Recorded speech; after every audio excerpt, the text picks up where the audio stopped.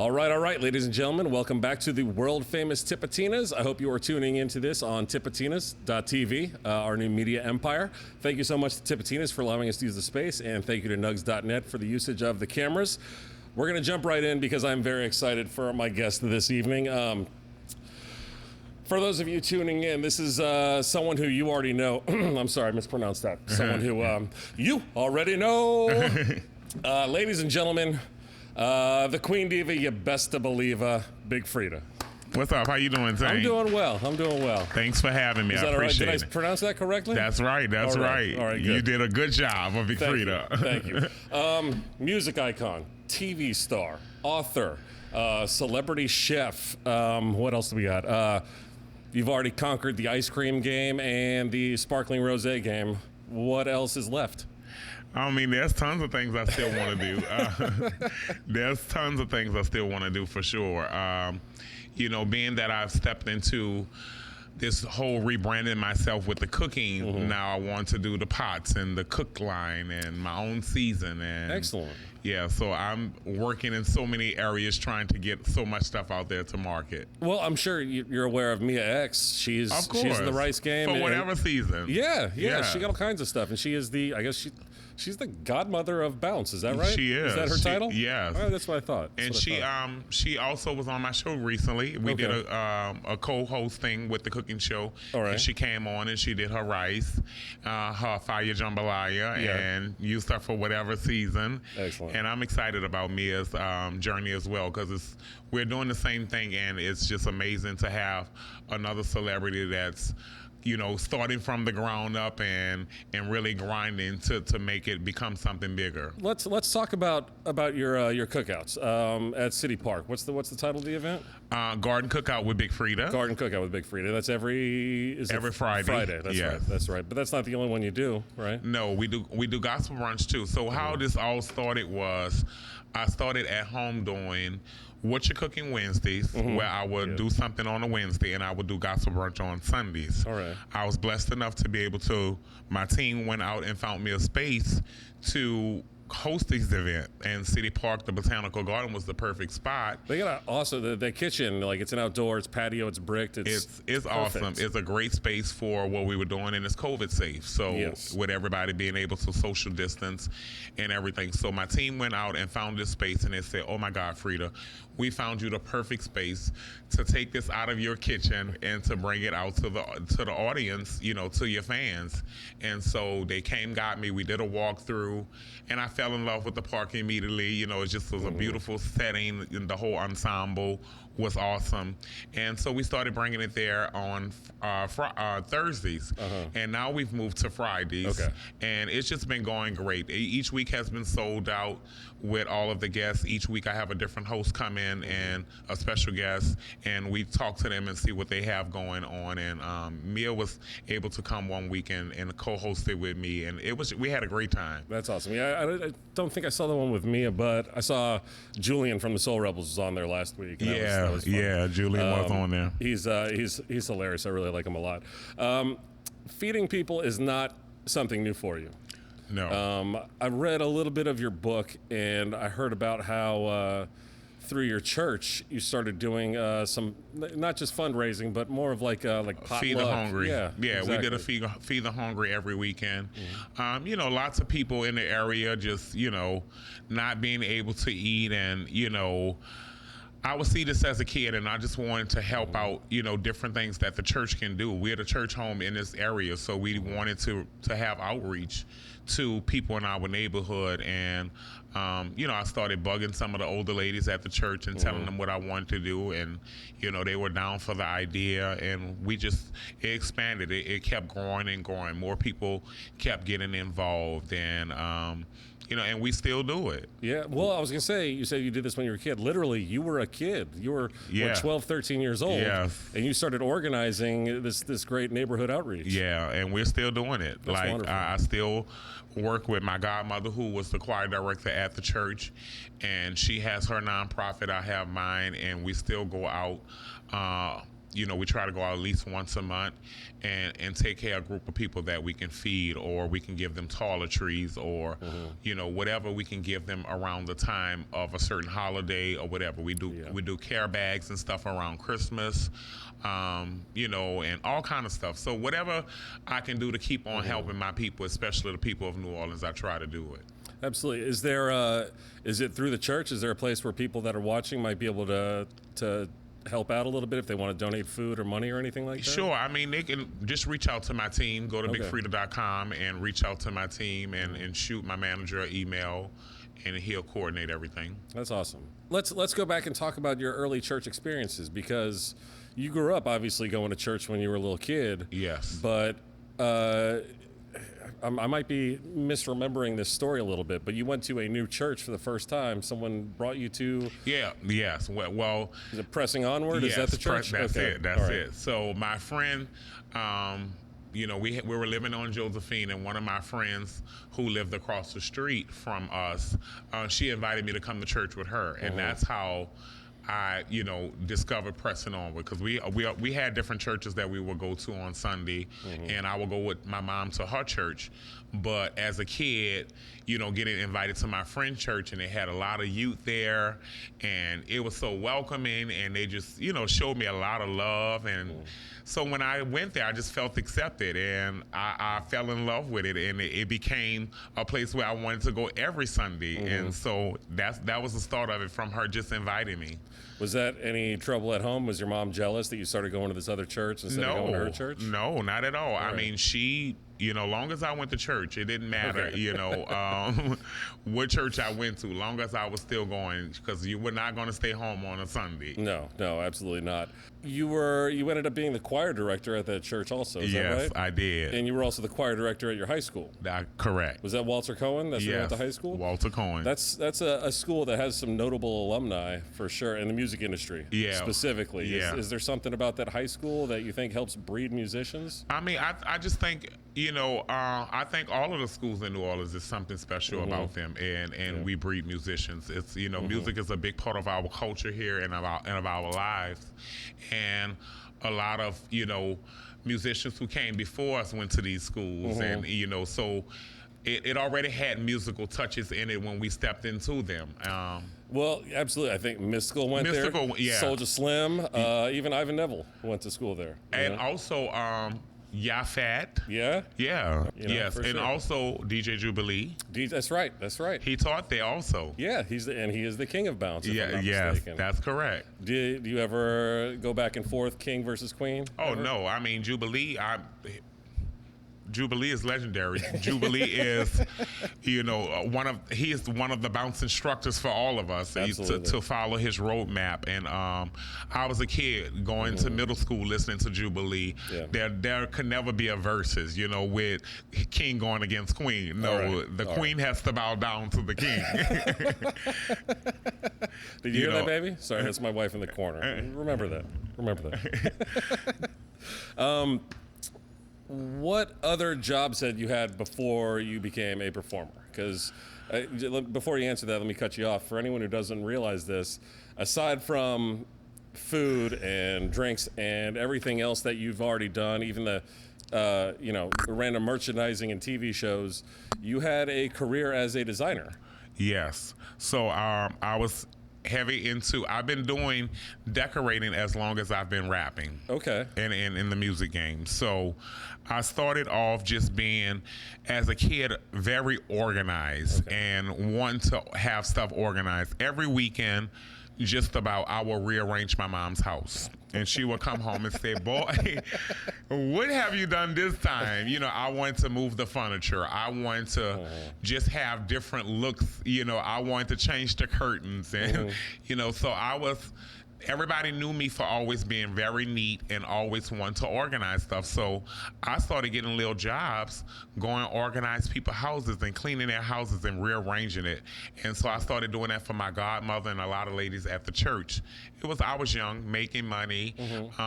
Well, I mean, sorry to cut you off again. When you're starting out in the hip hop game, there's not a lot of money to be had. It takes a lot of grinding till people start paying you for real gigs, and then you got to travel to make the real money. Also, it's hard to make money as a local rapper. Why do you think I started decorating? Yeah, you know, that was another outlet to make money. I would decorate by day and rap by night. You know, I was doing 2 in 1. So I would hit them in the daytime with the decorating, and then I would come back and give them a flyer. Come see me tonight. Yes, you know, come party with me tonight at the same place that I just made beautified. Oh, that's cool. So the decorating was just another it was another thing that I was passionate about and that I really enjoyed and love to see people be happy when they walk into a space and say, oh my God, this don't even look like the club that we know it to be. So every week I will redecorate Club Sam's, or I will redecorate Club Escape or Club Unlimited. You know, we would have a theme to each party. You know, each week it would change and the people will come, they will participate, they'll have the colors I'll tell them, the outfits I'll have tell them, and it was just very interesting. So each week, you know, doing this week after week after week, you know, your mind start opening up and you start coming with different designs and you want to elevate it. And, you know, so I became a company. I started getting material. I started buying bigger columns and, you know, went to floral school and got my license. So it Did you really? I didn't realize that. Yeah, so man. Just going through all those dimensions of seeing the business turn from, you know, nothing to something was just amazing as well, just to see the journey. And you know, and then I became the official decorator for the mayor of New Orleans. That's right. Yes, That's right. For Nagin, his whole administration, I was his official decorator. So I did all of the Mardi Gras balls. I did his home during Christmas. I did the mayor's office to give it a little touch for every holiday. Like you know, that's what I was into, and I still love it. You know, sometimes I still pull out the stapler gun and go to hammering, you know. Yeah. That's phenomenal. Were there any other jobs that you had early on? Oh, yeah. I worked at Burger King. Yeah? Which one? On St. Charles. Really? Yes. Oh, man. I guess it's close to Josephine. I mean, Josephine's only a couple blocks. Right. So, yeah. And I also worked at the one right on Tulane. I also went to school for nursing. Really? Yes, I went to USL for nursing. So I was heavy into nursing. I worked at Metairie Healthcare. I worked at another nursing home on Esplanade right across next to Tasty Donuts. I've had many jobs. I worked at churches by coin. When I would come home from school, I would go to churches and work there. I had many jobs. I'm a hustler. All right. So, you know, being that I was an overweight kid too, I needed to help my mom buy my clothes. I had to shop at the Big and Tall. I know how that is. Don't worry. Yeah. You know, my mom was like, boy, you got to help me with, you know, your clothes cost more because they're using more material. So I was going out and getting a job so I can do for myself. So any kind of grind that I can find, I was for it. I worked for Black Tie Services, you know, the convention center. Yeah. Like, I'm thinking of, you know, it's coming to me as I thought about all the things that I've worked many jobs, and I'm not afraid to get my hands dirty when it's time. No, I mean, that's wonderful to stay busy, especially, you know, times like this. You know, I've said this before in other interviews. We try to keep this as, you know, timeless as possible, but it's impossible to not mention the obvious pandemic with the shutdown and everything else. Yeah. A lot of people in this industry, obviously, like, you just slam on the brakes and we hit a hard stop, but you already had so many different avenues of things that you were already working with that the music industry was almost getting in the way of all of your other forms of livelihood and stuff. So yeah, it was, but the one thing that I can say is that the music was the most resourceful, being that, you know, it's where I made my majority money. You know what I'm saying? I've done so many other things, you know, but TV, film, and music was where the big checks came from. Absolutely, so when COVID hit, it was a complete stop with seeing, you know, all of this come in, and it's just been a struggle, just you know, restructuring my life and my bills and downsizing, and you know, because nobody's really bringing in the money that they were not bringing it in is if they don't have an office job that they can work from home, you know, and maybe work the same job. But so it has been a challenge, and I'm okay with it. You know, the cooking has been definitely a breath of fresh air, I can say, to rebrand myself and to keep the party going. For sure. We're going to bounce back and forth because we're going to go back to the past again. But you mentioned how things stopped for you. This year, you were going to hit the road with Kesha. Is that right? Oh, yes. So Freedia the 13th back in March was Freedia Day. You dropped new songs, and you guys were about to hit the road for real, huh? Yeah, we were about to hit the road. Everything was getting lined up, tour bus, all of the wardrobe. Like, we were heavy into planning and preparing, getting the show, the stage show together and rehearsing. Like, we were on it. Yeah. And when this hit, it was just like heartbreaking. Like, when did your album drop? The first week of COVID. That's when. Yeah. So it was a bad timing for my album to drop. I was actually into promoting it heavy. I was on my little tour to promote it. I had just did Breakfast Club and Wendy Williams and all of that. Yeah. And I had to leave from New York as soon as all of that hit. You know what I'm saying? Yeah. So, I mean, everything happens for a reason. I have a new song out now that came out yesterday.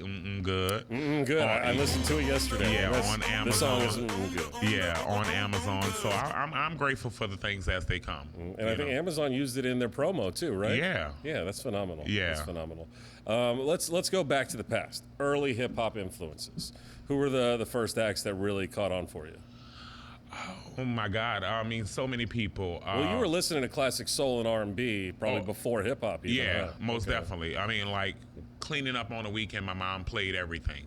From Frankie Beverly and Mays to the Patti LaBelle to the OJ's to, Tina Turner. Everything that you could think of, they were playing, or we'll hear at parties and family functions. Before it's early hip hop people that influenced me. I mean, the legends, Tupac, Biggie, Jay-Z, Run DMC. Yeah. Sylvester was a big influence for me. Okay. RuPaul was a big influence for me. There were many people that I can say that I listened to. I was big on Michael Jackson. I was big on Prince. Everyone was. Of course. It still is, too. Of course. All of the... But truly... my best friend Adolph, I call him Addy, he helped me to kind of step into my hip hop, that other side of the world of music, because I was more into the gospel. I would teach him gospel, he would teach me hip hop, and that's how we would... like fire and ice, right? Yeah, that's how we would exchange, through our friendship, our passion and music love. And so he will come to me to choir rehearsal. We'll sing the songs all the way home, walking from church or whatever. So, next day he might come over and he have a new, cassette tape or something. Girl, look, I got this. He put me on the Miss T's and the Cheeky Blacks and all of the bounce stuff. Like, he was heavy into the hip hop scene. So I'm just appreciative to have a friend that really kind of stepped me into that world of music, because like I said, I thought I was going to be a gospel star. I wanted to be a famous gospel director and composer and, be in front big old choirs and, making them sing. So Still can. Well, I'm still listen. When I'm on stage, it's like I'm still the choir director. The audience is that's your congregation. Exactly. Out there. That now and when I open my hands or open my mouth, I have full control over my choir still. So it's just happening in another form of music, but I still get the joy of as I was a choir director. So I guess in choir was the first time you were ever performing in front of an audience, even if it was at services on Sunday. Yeah, I would say, yeah, definitely. That's where it started. And then it started with stuff in school, talent shows and ring ceremonies. Like, I always wanted to be at the mic and, I wanted to say something or even speak. Like, I used to speak well in church, too. They used to get me to do the welcome address, where every time someone came to the church, you had this person that, if we had a program or a musical, they'll say, well, we have a welcome address by Freddie Ross, and I'll get up and I will do something, and the whole church will be just like, oh my God, like, it will be so shocking, because I might come from the back talking, before I even got to the mic. You don't need a microphone. No, I don't need a microphone. So, all of those things brought me joy, and those were my moments of having the floor and so I've been performing, you know, through all kinds of form of stuff, talking, you know, musicals, you know, just all kind of things that when I was a young kid that prepared me for this music game. And I didn't know that it was preparing me for, you know, to be in this world. No. Well, it's funny that you say that you were excited and always wanted to get on the mic, because I remember seeing an interview where you would get nervous and sometimes get nauseous before you would perform. That was when I switched over to bounce. Really? Yes. Okay, so the nerves came when you switched genres. Yeah, definitely. Okay. So church, I was fine. I was comfortable. I was in my own space. I've been there for years, you know, since a kid. So that was, I had no fear in that. It was when I changed audiences and when I had to be accepted. And I was young, I was gay, and I was black, and then going into these rough clubs with these people in New Orleans, you know, I'm like, oh my God, I gotta win them over. Yeah, right? but I'm nervous because there's a club full of gangsters and killers and girls, and you know, so it's like, ooh, I'm on the edge a little bit here. You know what I'm saying? So I would get nervous, I would say, more or less, and so it would make me stage frightened. And sometimes I would throw up before I even perform. Wow. And my manager, one day, he pulled me over and he was like, listen, if you're gonna want to step in this world, we're not gonna have this bull crap. You gotta say yeah, well, you cannot deal with the you got to really go in there and own it. And he was the one that helped me kind of get over the fear. He was like, look, go in there and, you know, you got the music. Just go in there and own the mic. You know, you got to go in there and own the mic and control the crowd. And once I got comfortable, it was all over. Yeah. You know, it was like starting something new. So it was like practice. And each time I hit the stage over and over and over, I would get better. I will feel a little bit less, you know, nervous about what's going on. And so I eventually came over it and started on the stage. When I would walk in, I would say, this Big Freedia, the Queen Diva, your best to believe, as soon as I get on the mic. So when I said that, and everybody mouth would be like, you know, I left out a part, of course. But when I would say that, everybody mouth would drop, and I knew I had them then. So once, you know, I overcame that, it was all gravy from there. Yeah, I mean, that call to action at the beginning, just I got your attention. Yes. You're looking at me, I'm the show. Yes. Let's, before you broke out solo, you were a backup for Katie Red. Yeah, I mean, we went to shows together. You know, you met her at a show, right? Or at a party? At a party? My best friend again, Addie, introduced us, and we were friends before she started rapping. Oh, okay. I didn't know that. Yeah, we were friends because like it all happened so quickly. I might have met her like a year or two before she started rapping, and then it was like, girl, our friend about to be the first, you know, bounce gay rapper, and so yeah, that happened back then. And when Katie started, it was not so easy, you know, being that she was the first gay person to start this bounce music, and she needed some help. So we were her friends. I started going to the shows with her to support her, and we also will go into the studio with her to help her create sounds. So we were her support system. We were her team, and that went on for about 2 years, and everybody was like, so used to me being on stage with her and hearing my voice in the background, they was like, you got the voice for it too, you should do your own song. And one day, this guy, Law, he was like, I have a studio, why don't you come lay something down by me? And that's why I laid my first song down, Oh Yeah. And in 2000, that's when Oh Yeah came out. And that was the start of something new for me, a whole nother journey, where I kind of stepped into the bounce game as well. And I just started grinding even harder from there. You know, when I performed the first song at a DJ, the girls went crazy for the lyrics. Everybody started talking about it. It was like the buzz, it was word of mouth. You know, I was already known from being with Katie and from the choir and from Coin and all of that. So it caught on right away once people heard it.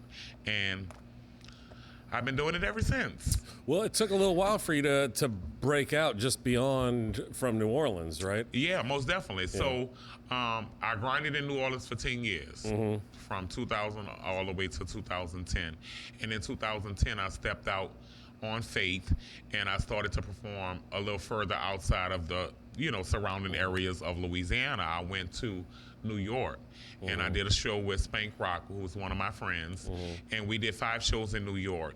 And once we did those 5 shows, it was the buzz of New York. People was that the Brooklyn shows? Yeah. Yeah, because there was a Village Voice article about you that kind of like put you out there for a lot of people to get attention. Like, listen to what people are doing down in New Orleans. They brought it up here. Yes, and it hit the New York Times, which got it a lot of which got it a lot of exposure. And when I came back from New York, all kind of people knew me in New Orleans that was not coming to my shows, and it was just shocking to be like, oh my God, I made the newspaper, and that was something big for me. Bus Magazine hadn't covered it, and then New York Times reached out, and then, they got on the phone with me, and I'm like, oh my God, this is another start of something fresh. So when that happened, the grind really started. I said, okay, now eyes are on me. Now I got to take it and run with it. And I just started, changing the music. Still keeping it authentic to who I am and what I do, but just, trying to figure out my journey of where it's going to go. But just started putting out more content and, collaborating with people and doing more stuff and wanting to travel more. And then I got an agent, then I got a manager, then a publicist, and, a business manager and a tour manager. And then things just started moving in all different directions as the years went on. And, other people were watching me that I had no clue, I didn't even know Beyonce was looking at me, from afar, and she wanted to be on the song with Frida. So all of these things just were things that I did not expect, and things that kind of just happened. It was meant to happen on my journey. For sure.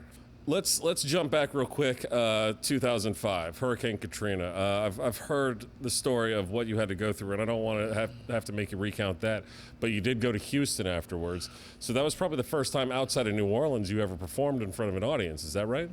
Yes. In Houston? Yes. And they were pretty welcoming, outside of a right? bigger audience, because we went to places like Baton Rouge. Like I said, it was little surrounding areas. We didn't go far out of Louisiana. Okay. You see what I'm saying? Like, we had little towns that we went to. Katie had, like, Southern, she did. And so we had them went to different places. We even went to, like, over past Slidell. We went in that direction, but we didn't go outside of Louisiana. Okay. So Houston was kind of the first big place, I would say, to really get my music out there. So after Katrina, after all I went through, sleeping on the bridge, having to be rescued by boat with my family, going to Arkansas, going to Shreveport, then going to Reserve and LaPlace, then Houston. Oh, wow. Yeah, I went through all of that. Houston was kind of the place where, because I was trying to find where I wanted to be at. You understand what I'm saying? And my mom was in the country. I couldn't get with the country just because it was a little bit slower than the city. Yeah. So I wanted to be more lively. I lived in New Orleans, and it's live, and I can't go to this little country town. We got ditches, and it was just crazy. It was really. What do you guys do on the weekends? And I love. Don't get me wrong. I love the country. It's where my family's from. Yeah. So, but I'm not used to living there. No. So I decided to move to Houston. I said, Mom, look, I'm taking my little money and I'm going to get me a little apartment in Houston. And I went and got me a little apartment in Houston. And when I got to Houston, there was a promoter who called named Horseman, and he was just like, everybody keeps saying, book Frida. We need Frida. We need Frida. So Horseman called. He was like, I got to see who the hell this Frida is that everybody keep talking about. I said, well, you talking to him. Because I had all the clubs popping in New Orleans. And Horseman was like, well, look, I have a gig for you. We set it up it became a weekly thing. Nice. Then it became a whole weekend thing where he had different clubs that he would have me at on the weekends. So all of New Orleans, we had all the clubs. People got FEMA money, Red Cross money, the people got insurance checks, whatever. So the clubs are popping. Yeah. Bottles everywhere, new outfits, new shoes, hairdos. Yeah. And everybody wanted to know what was the buzz. New Orleans had the buzz. So even the Houston people was like, what y'all got going on? You know, what kind of music is this? I want to learn how to do it. They hear the music playing in apartments all day. And it just became a thing. And my name started ringing, and other places started calling that New Orleans was at. Atlanta, you know, Dallas. I started going to different places to bring a sense of New Orleans there. And when I got there to these different places, the reaction that the audience gave was, I've never had nothing like this happen. It was just like Michael Jackson had arrived. You understand what I'm saying? Like people were running outside to me like, oh my God, I miss you so much. I can't believe you here. You know, like they was happy to see somebody familiar from their city. Yeah. And the clubs just went off. When I would say one word, it would sound like the roof was about to come off because they were screaming the ad lib, you know, the call and response. If I say the whole crowd will go, oh yeah, real loud. So it was some fun times. It was of course, you know, some hard times at first, and the load got lighter as I continued to perform and bring people joy. That's what brought me joy, and I was happy that I was able to take all of those experiences and make the best out of them. Come on up. It's all right. Yeah. The Queen needs a drink. That's right. I love Patron. I love Patron. The lovely and talented Ethan, everybody. Thank you, Ethan. Thank you. Thank you. How long did you stay in Houston? Was it months, years? How long before you made it home? Well, listen, I stayed in Houston as long as they got New Orleans open. So when soon as New Orleans was back open and we were able to come in, I was coming in all the time, you know, trying to get stuff together. The bounce music had been popular in New Orleans for a lot of years before you ended up bringing it to Houston, because seemingly no one in Houston was familiar with bounce whatsoever. And it did slowly spread. So that New York show, the run of shows in New York then, that was... but Katrina actually helped it spread first. Before. I guess people went all over the country. Yeah, we went all over the country. That's what got the big spread, because people were fiending for New Orleans music. Yeah. So they heard this different music in apartments and houses and cars that people had and, you know, clubs. New Orleans was forcing people to play stuff. Like they were paying people to play, DJs and stuff, to play our type of music. So New Orleans helped spread the music before, you know, I started spreading it. It was the whole Katrina that helped to really get it out there. And then it just started, you know, going, you know, me places after that. After I, you know, moved from Houston and moved back to New Orleans, I started just traveling everywhere. And then I got an agent, and my agent just started booking all around the world. Well, Katrina aside, you're no stranger to tragedy. And let me know if you don't want to speak too much about this. Losing your mother to cancer, your brother to gunfire recently, your Uncle Percy, who a lot of people also got to know on the show as well, and your cousin Cardell, who ended up having an incident that was very much on the news. It's not easy. You've been shot twice. I think that's something else a lot of people don't realize. Yeah.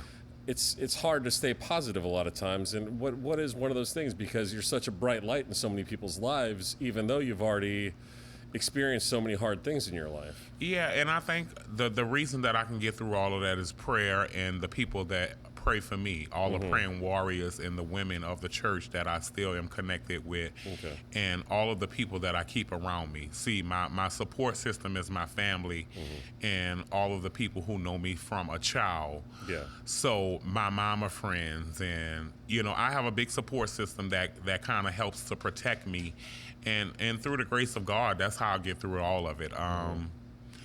That's where my strength comes from, because all of the things that I have seen and I have faced and went through, I should be a person who have lost my mind, but I'm happy to say that I'm still in my right frame of mind, and that each of these things that has happened in my life has been for a reason and has given me more strength to keep bringing some type of joy to the world and to other people, and that maybe my story or my struggles can help them through their journey, of losing, somebody who's lost their mom or their brother or their uncle or their cousin to the system, all of these things that are happening in the world. And I'm just trying to be a light to people, and it get rough. I have my rough days where I'm down, and I just, I listen. That's when I go back to my roots, gospel music. It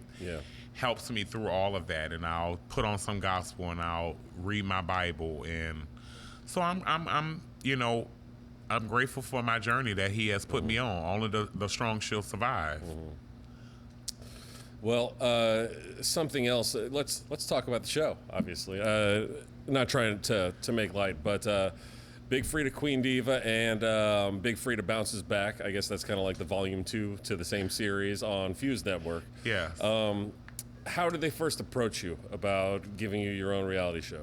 So actually, we shot a scissor reel because I wanted to do something for TV. Okay. Being that I was already heavy into the music now, and I was like, I need to do something to keep on bringing more awareness to, the culture of bounce music. So we shot a scissor reel, and then we went to the production company, and the production company, World of Wonder, they loved it. Okay. We had a meeting with them. We set it up. A friend, my old manager, Renee and Melvin, they came together and they started helping put the show together.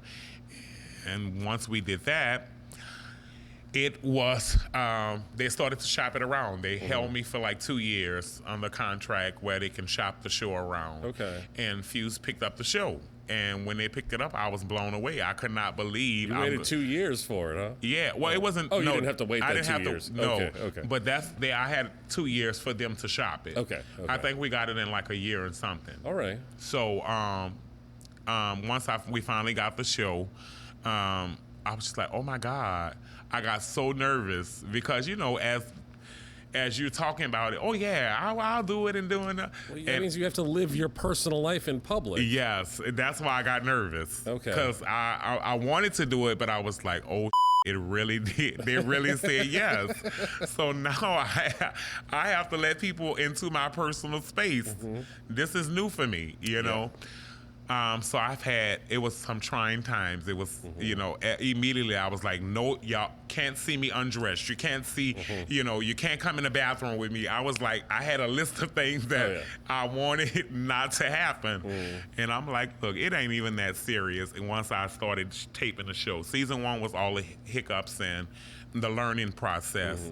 Season 2, I was even better. Yeah. Season 3, I got even better. Season 4, as each year went on, I understood how I wanted to tell my story and what I wanted to give to the fans, and I wanted them to still see the good and the bad, and so it was a great opportunity to show my life and show my team and the struggles of bounce and just everything around me. It was a great opportunity to put New Orleans and bounce music on the map. And it brought a lot of light to the city and gave people hope. A little black boy from Josephine and from New Orleans who come from nothing and did all of this stuff through just being consistent and hard work and determination. And when you do all of these things, something good comes out of it.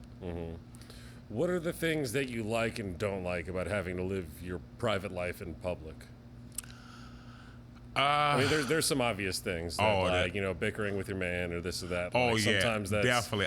You don't want the general public chiming in like, he should be treating you like this. Yeah. Or, So anything dealing with your love life, you definitely try to keep that out of there, because people are going to have their opinion and they're going to think what they should think should be happening for you. Yes. And they don't know the whole full story of both sides. And, so that's the most thing. And I'm very personable with my family, at certain points, and of course, if debt comes, I was very personable with the way that I wanted them to do my mom's funeral, and so it's certain things that I'm very strict about when it comes to my personal life.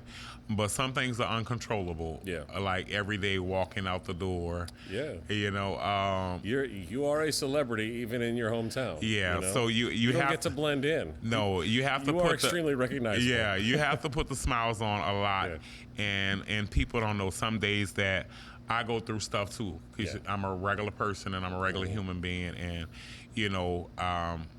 some days when I'm out, I'm just out to handle my business, and people, forget that, I have normal things that I handle too. I have bills I gotta pay. I got people I'm talking to make situations happen, and so it's a lot of different things that you go through. It's pros and cons to all of it, and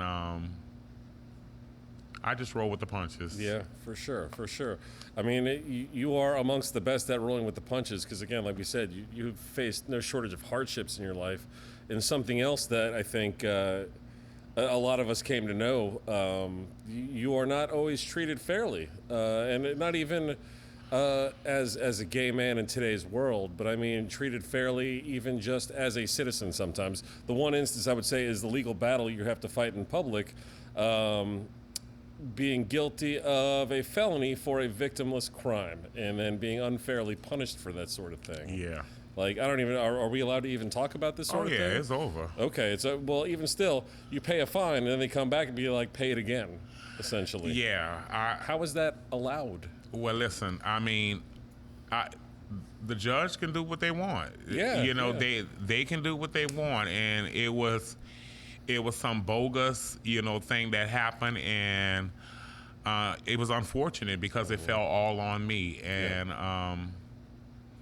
it was just a situation where, as I grew in the music game, everything started to grow for me. And being that I didn't have all of the proper people in place at the time, it was still learning lessons for me with, getting a business manager, keeping books. I'm doing all this stuff by myself. I'm local. I'm making $300 a gig, $250, maybe $500. I'm doing all this stuff locally myself, and meeting people for deposits and getting the other show money when I get there. So I didn't have all of my stuff in order. And then as time grew, after Katrina, I was able to be on housing, and after time grew, I started to grow in 2010, and so my money started to grow, and things started to change for me, and I didn't have the proper people around me telling me, hey, you should do X, Y, and Z. I'm still just grinding, trying to be an artist and get the money, and unfortunately, I had to pay the cost for not having the proper things in order, and I just got the rough end of the stick, being that, it was a learning process for me. You know what I'm saying? It wasn't like I purposely did this. It was something that I had to learn as I grew and became an artist. And the judge, he definitely. I mean, it seems like you were treated unfairly because you were a celebrity. Like, let's make an example out of Freedia type of thing. Yeah, most definitely. I was the one they made an example out of. The whole system wanted to make an example of me because I was the celebrity, and it was all over the news. It was embarrassing to have to deal with it, and to put myself and my family and my fans through it, and how I actually got over it. One day my family was like, let's go outside to the second line. It's time for you to stop hiding inside and let people see you. And when I went outside to the second line, it was uptown, up here. The love and reception that I still got. Love you. Oh my God. Yeah, fans still love you. Yeah, but when you on the other side of it and you seeing it on TV and you sitting at home and you're embarrassed and you don't know people still love you because you're hiding now. You understand what I'm saying? Yeah. So when I went out and, everybody was like, F them people. They was all at the second line cutting up. It was the best feeling. I was like, I'm back, Absolutely. Well, people stood by you. I know your manager stood right next to you, on the steps of the courthouse. Yeah. My whole team did. Yeah, they did a great job rallying around you for sure. Your manager, Reed, who a lot of people have come to know from the show the past couple of years, and your lawyer as well. And speaking of lawyers, your lawyer is not, in fact, Juan LaFonta, is it? No. Okay. That's a paid advertisement. Yes. Okay, yeah. My lawyer is Tim. Yeah, okay. Juan LaFonta, your Juan LaFonta commercial. Sorry to give him free plugs. Yeah, but that's my friend, he's not paying for it. Yeah. Yeah, he's my friend, Best lawyer commercial ever. Thank you. Best ever. I know Nick Pino, I think, was the director on that one. Yeah.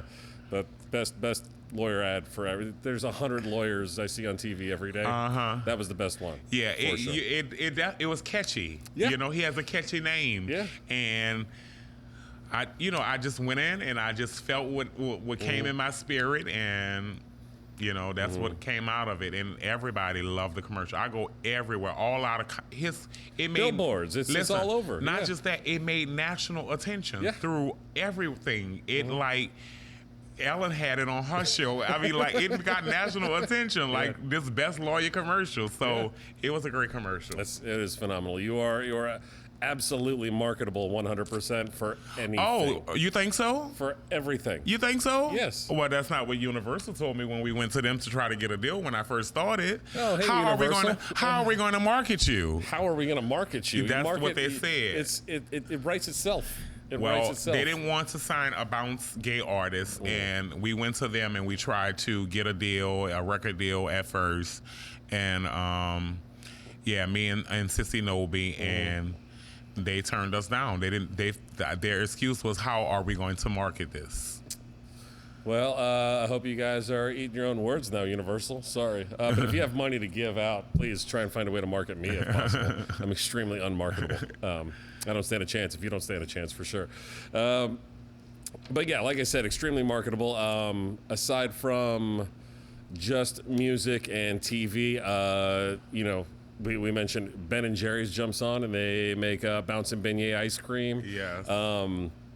What else? The Frida in your pocket, which was a lot of fun. I know a lot of people had those. They were all over the place. I don't know. Is that something that made it out of New Orleans, or was that just a local thing? Okay. No, it definitely made it out of New Orleans. Okay. We sell them online all the time. Okay. And they are great stocking stuffers. Yes. And kids love them. They run them out till the battery goes out, and then you just have to put a new battery. Okay. But the in your pockets are big. All right, so you're still making money off those. Oh, yeah. Okay, keep buying the Frida in your pocket. Oh, everyone. we're still selling those for sure. You already know. We just reordered some. Because when we get them, we get boxes and boxes. But they're such a great little toy. We keep on trying to keep those in production. That is phenomenal. Let's go back to music. Christmas album that you have is probably the best Christmas album that's come out in a decade or so, at least. People put out Christmas music every year, and it's kind of the same old thing, but you kind of made it fun again for everybody. Like, I wanted to just reinvent Christmas. Yeah, I wanted to do something fun. I mean, I wanted to do something that's relatable to me and to just having, how we be at my house for Christmas. And it's just fun times at the house. It's me and my whole family and whoever they invite. We listen to great music, eat food, have drinks, and I just wanted to do something that can have everybody in a great atmosphere at their houses around Christmas. And even get it in a major motion picture as well. Oh, yeah. Yes, it was in Christmas Party. Office Christmas Party. Christmas Party. Yeah. It made it to that and had to go through to the whole red carpet event and the premiere. It was an amazing time for that. So that brings me to my new Christmas album that'll be dropping this year. Really? Yes, this one is a little bit different. It is a rap Christmas album. Okay. That is very fun. Me and Santa got high. You're going to love it, Tank. I promise you. All right. Yes, you are. Okay. Are there any Hanukkah songs on there? No, there's not no Hanukkah. All right. But there's lots of... Katie Red did a Hanukkah song with Ben Elman from Galactic. Yes. They got the Dreidel Dreidel song. Uh-huh. I'm Jewish, so that's... No, there's not no Hanukkahs, but there is lots of... indicas and sativas with me and Sansa. All right. It would be strange for me because to not mention this, and I almost don't want to bring it up because everyone has probably been bombarding you for a couple of years now.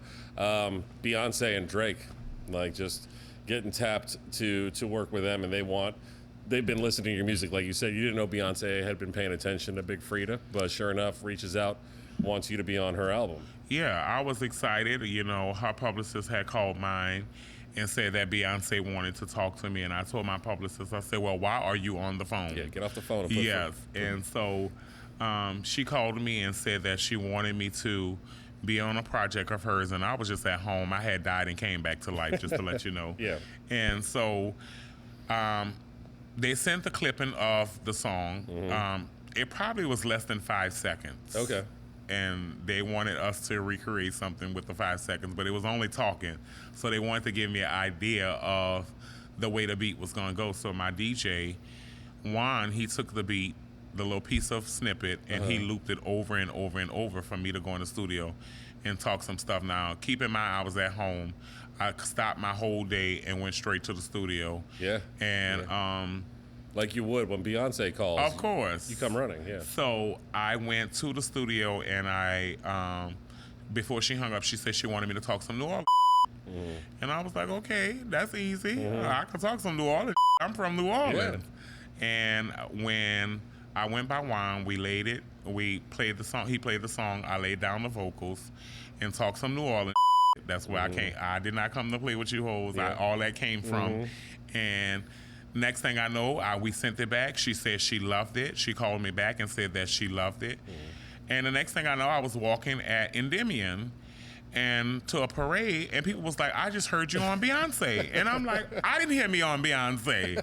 You know, they had dropped it. Yeah. And I was at the parade, and people were running up to me saying, oh my God, I love you on the Beyonce song. I love you on the Beyonce song. So I called Reed and I said, Reed, the song came out. He said, holy and so he runs. Oh, even your manager didn't know he either. Didn't know. Okay. He was at the parade. He runs from the parade, blocks away so he can go listen to it because there's no signal talking about. So he runs from the Endymion off of Canal, goes a few blocks away so he can go listen to it. He calls me back and says, oh my God, I just listened to it. He's freaking out. I'm freaking out. I goes to my car so that I can listen to it, and I'm just excited the whole night. So I'm at the parade, super excited now. Like, yes, I'm that girl on Beyonce. Oh, thank you. So, you know, that was an opportunity that I'm forever grateful for. Yeah. I'm forever grateful for Beyonce. Just for that moment. It changed my life. It changed my career. The prices went up, you know. Same thing with Drake, you know. Yeah. When Drake called, I said, Reed, jack the price up again, you know. Reed said, you got it. So I'm grateful for both of them forever. And I'm just grateful for the opportunity to put New Orleans on the map even harder. And it made everybody want to come and get a little piece of New Orleans. And not just with me, but it opened doors for other bounce artists to get an opportunity to get sampling and placements and, you know, all of that. You know, it opened so many different avenues for other people as well. Let's talk about Third Ward Bounce. Who are some of the people that you got to collaborate with on Third Ward Bounce? Third Ward Bounce, Soul Rebels, Chick Goldie from California, Erica. Erica sung on Third Ward Bounce. Yeah. I got to collab with another dope artist from California that was on one of my tracks. Third Ward Bounce was a great project. That was one of my funnest projects. Just because when I'm doing these EPs or albums or songs or whatever I'm doing, I'm able to be myself, and no one tells me what I can put in my music or a certain way to put it or any of that stuff. So all of the people that I was able to collaborate with were very genuine, and they came in with good intentions. I worked with Omega and Soki and Boyfriend, some of my production team, and Blackie Mao, you know, just a lot of different people, great people that worked on the project and really made it what it was. Well, it almost leans more pop than straight bounce in a lot of ways. Oh, yeah. That was on purpose? Yeah, most definitely. Just, we're elevating, baby. We're the Queen is elevating. I can't... Can't hold the Queen down. Yeah, so... You know, I've been doing bounce for so long, and as I'm changing the music, it's getting more and more exposure, and is bringing in different audiences. It's making a wider range of the music to be able to be heard by different audiences. So I'm excited about that, and that's why I'm going to different areas of trying to create new sounds. And you're bringing it all around the world. Yeah, and I'm still keeping a piece of bounce in it. You know what I'm saying? Absolutely. And no matter what, I got to keep that authenticity at the root of it. And if it turns a little poppy, or if it turns a little gospel or whatever, it's still gonna have that little bounce in it where you can pat your feet and feel something. You know? Yeah, everything is twerkable. And can you believe it took me more than 50 minutes to actually get the word twerk in this interview? Oh, for I real? haven't said it once, I don't think. Not that I was waiting for it. But well, you said it.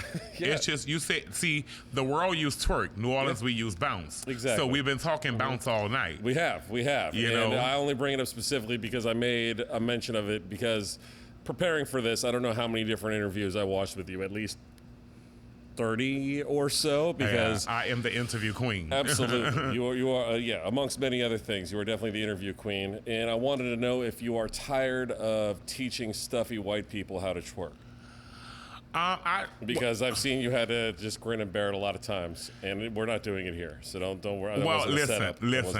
It gets to be so repetitive when you go into, you know, like, I like to do interviews that keep changing. Yes. You know what I'm saying? So if I got to keep teaching somebody to twerk every time I go to an interview, I didn't come here to work that hard. This is an interview. Like, that's why drinks ashtray. Yeah. Like, we're hanging out. It gets frustrating sometimes, especially when it's an early morning and people want me to twerk. I'm like, girl, I haven't even ate lunch yet, and y'all want me to demonstrate, you know, me shaking my ass. Like, no. And then it makes me sweat, and I be trying to look cute, and, you know, wrong timing. For sure. It just be wrong timing, I feel. You know, I like to, twerking is when I'm in that zone, I'm about to turn up, I'm on stage. You know, it's wrong timing. For sure. Let's jump back to when we were talking about the legal battle. There's another legal issue that I saw came up a while ago. I don't know how many years ago, but the state of Mississippi obviously had some problems with you. And our neighbors to the east, there they are right there. We thought we were all friends. Crooked ladder. And then all of a sudden they said gyrating and dancing is all of a sudden illegal, as if like, hey, it's Footloose, everybody. Look what's happening. People aren't allowed to dance. Well, they did it to Elvis Presley. They did it to all type of people in Mississippi. Well, you played Mississippi before, though, right? Many a time. Yeah. That's why I'm like, where y'all coming from with this bull? When I done been in Mississippi over 5 times already.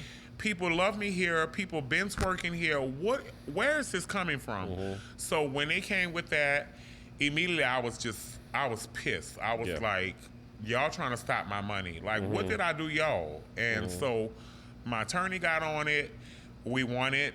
It was like, you know, they was like, we're going to still have the ATF come out that night or whatever and watch the clubs. And if anybody have their shirt off or their pants too low or whatever, we're going to shut the club down. So it was just like this very intense kind of show that night where I'm watching everything that's going on, watching the audience, watching people who I bring on stage, making sure nobody don't do nothing outrageous.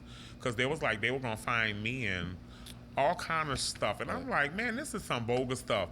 Twerking is what's in. If you're going to be seeing people twerking on your TV in your home. So what are you talking about? Like, who worrying about somebody twerking? Y'all need to find something more important to do. Yeah, the clubs, you have to be an adult to come into the club. It's not like you're going to elementary schools with little kindergartners or anything like that. Oh, man. That night, the audience was just wow. They was just like, you know, the police, you know, we about to cut up. And so they were shaking all over that place. And me and my team, too, we were mad. So we were... Yeah, you work extra hard. Oh, Make yeah. sure they remember. We were definitely making sure that they could remember us in case we didn't never come back. Yeah. But I've been back since. I didn't have any problems. I don't know what was going on at the time, honestly. Yeah, Mississippi, you got bigger stuff to worry about, quite honestly. We talked about the cooking show. I want to revisit that real quick. Seemingly, for a few years, there's an item that has come up, and I don't think it's come up too many times since you do new items every time, but these booty popping potatoes. That is my signature dish. That is your signature dish, yeah. Everybody love it. It is my most popular thing. It's something simple. It's nothing but potatoes and smoked sausage. And the way that I put it together and smother it down, it has just been a fulfilling enjoyment to people's soul. And it's something I love to cook. It's something I grew up off. My mom, taught, it was smothered potatoes. I just changed the name. And it's just been a hit. Well, and it's, aside from it being a hit, but seemingly you don't have one type of food that you cook. I heard you talking about vegetarian pastas. I've seen you cook all kinds of things, chickens and pork and whatever else, the sausage and desserts as well. You actually are a decent pastry chef too. Yes, I can do a little dessert too. Yeah. I gotta know how to have a little. If I want a cake or something and the bakery's closed, I got to be able to whip something up right quick, For sure. And when I'm usually having all these family functions and having all these people over, I have to have different options, People always want something sweet. Yeah. What's a party without a little dessert at the end, And so I like to try to, do some stuff. I could throw down a little bit, You can. I'm super jealous every time I tune into these for a little while. Like sometimes I turn it off because I'm not there. Now I'm upset that I don't get to eat these potatoes. Well, y'all or gonna this have to come. You and your wife gonna have to come to the garden one night. Sure. That sounds like a Friday night little day, girl. Telling that you want to come to the garden. Maybe we should just have Frida come over to the house and y'all do a cook-off at home, and then I will reap all the rewards. Something like that. Okay. Yeah. Yeah. All right. We've got a pretty decent kitchen. All right. We got the cutlery. We got more pots and pans than we got cabinets. Quite honestly. All of my overflow pots and pans are in my dining room, hiding behind the table. It's so many because I have like the big old pots, the big gumbo ones and stuff. That I have a big family, so when I have to put the bigger stuff on the stove, I got to get the restaurant depot pots. Yeah. The family gets bigger once they start tasting the food. More people start showing up. Oh, it's more friends and family that's coming in. Everybody they know when Frida cooking. They're there. So they can smell it. The pots started getting bigger. I want to bring something else up that happened, I think, sometime earlier this year or last year. One of your childhood heroes, Patti LaBelle, came to your show and brought you some of her chicken. Oh my God, fried chicken and her own hot sauce. Yes, right? she did. Tell me about the chicken and hot sauce. Oh my God, it was some good home fried chicken, like your mama had to cook it or your grandmother, and unfortunately, it was only about 8 pieces, and I had to share it. The person that I am, I shared it with my team. But there's 8 people on your team, so everyone only gets 1 piece? Listen, I'm telling you, I kept 2. So they had pieces off of pieces. Okay. I think it was maybe 12 of us on a tour bus, and so they was able to get a little taste, and I kept 2 pieces, and I ate it with the hot sauce, but it was just so amazing for her to come and to see me at my show, and like she wiped the sweat off my face like my grandmother would do. That is adorable. And she's just amazing. She's one of my icons and a person that I also want to do a collaboration with. Yeah. I would love to have her, do a remix of something. Or even have her on your show. Yes. Yeah. Yes. A patty pie. Yeah. Yeah. We're gonna try to make that happen, Tank. For sure. Reed, get on that. Reed can take care of that. He's a smart guy. Yeah, he is. Take care of that. All right, we're gonna start getting towards the end here. We have one thing that we do bring up where we ask all the guests.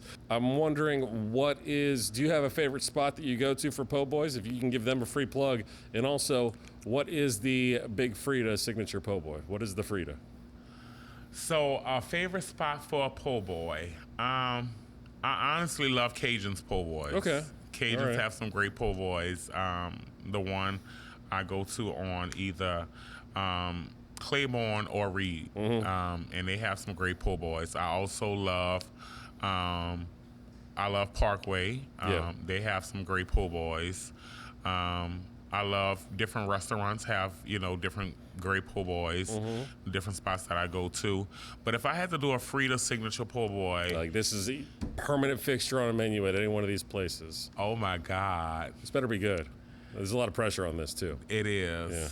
I would have to think on that, Tank, because it would have to be something that I create. Well, I mean, you're not going to.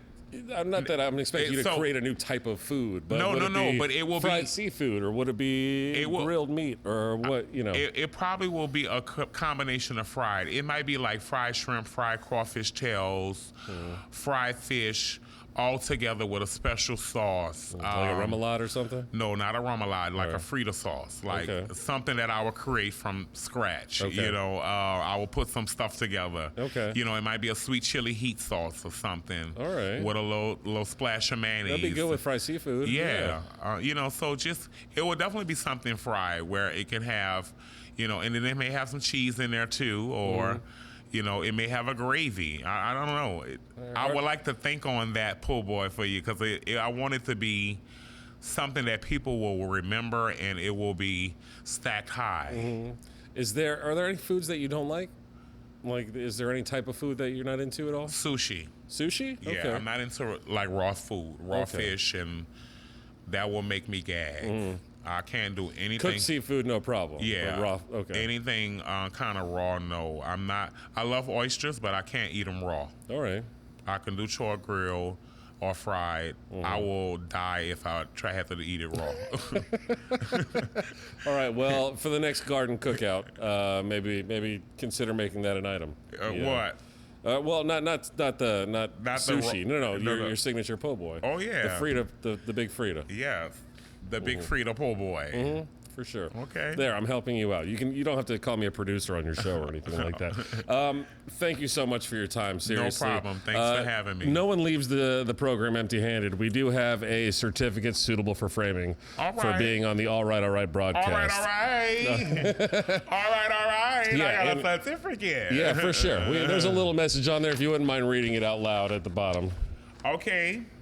We hereby certify that you, Big Frida, are officially awesome for being interviewed on this day, September 22nd, 2020, for absolutely momentary compensation. No monetary. No monetary compensation whatsoever.